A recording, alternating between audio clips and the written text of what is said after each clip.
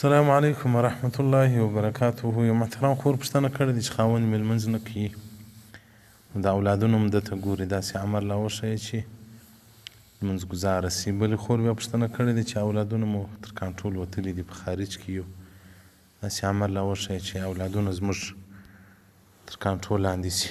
محترمه په خارج کې خلک پر اولاد تسلط نه لري او نه پر خاوند باندې څوک تسلط لري. بعضې ځایو کې خاوند پر ښځه هم تسلط نه لري. که ښځه ښه ښځه وه بیا خو نو خاوند تسلط ورباندې لري. که ښځې یې څه سترګې کړې وې نو باره وایي بابا زما او ستا څه فرق دی، دا د خارج ملک دی، زه هم پر تاسې طلاق اخیستلی شمه، معارضه در باندې کولی شم، هم دې وهلی شم، هم دې ټکولی شم.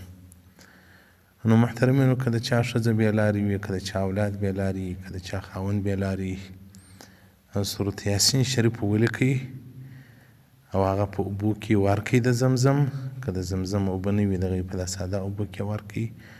الله جل جلاله به لار د هدایت ورته خلاصه کړي او په زړه کې چې هر څه بدوالی یې کږوالی د الله له دینه سره نه شناخت، د لمانځه سره نه شناخت، د قرآن سره نه شناخت، د دین سره نه شناخت، دا بې له زړه ووځي.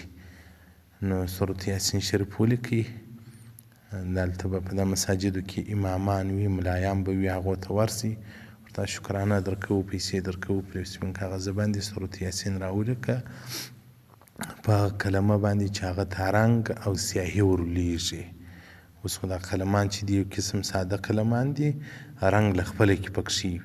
یو قسم قلمان بیا دي هغه سیاهي ورلیږي، رنګ ورلیږي.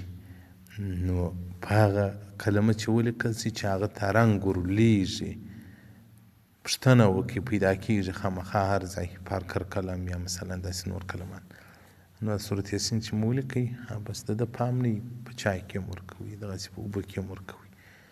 انشاءالله الرحمن ټول مشاکل به مو الله جل جلاله حل کړي.